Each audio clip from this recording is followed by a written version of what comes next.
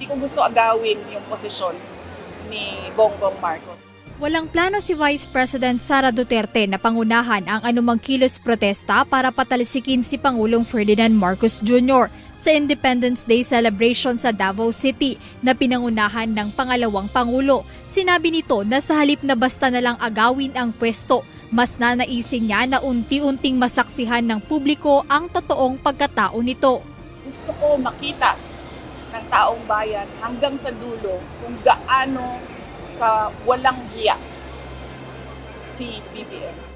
Hindi rin inayunan ni VP Duterte ang umano'y panawagan ng ilang retiradong military officials at iba't ibang grupo na pamunuan niya ang isang people power. Giit ng pangalawang Pangulo bilang constitutional successor, mandato niyang protektahan at ipagtanggol ang saligang batas. Dahil dito, hindi umano siya gagamit ng mga illegal o extra-constitutional na paraan para lamang makuha ang kapangyarihan.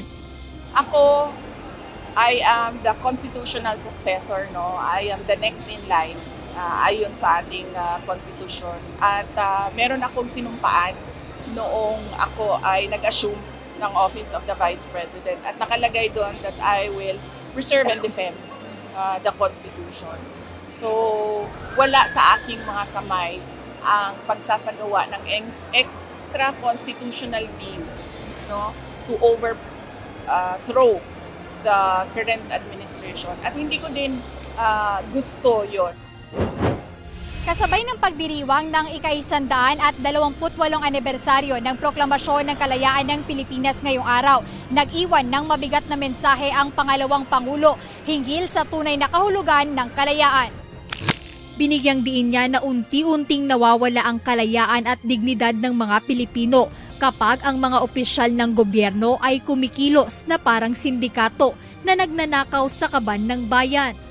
Ang kalayaan natin at ang soberanya natin, hindi siya nawawala sa mga foreign invaders lamang. Hindi siya sa pagsakop lamang ng mga foreign invaders. Nawawala din siya kapag yung mga matataas na opisyal ng ating pamahalaan, kasama na ang Pangulo, ay malasindikato sa pagnanakaw ng pera ng bayan. Sinabi ko nga kanina, di ba? Every peso that is stolen is pagkawala ng dignidad ng bawat Pilipino. Jedne Resina, UNTV News and Rescue. Diyos ang aming sandigan, serbisyo publiko ang aming pinahahalagahan.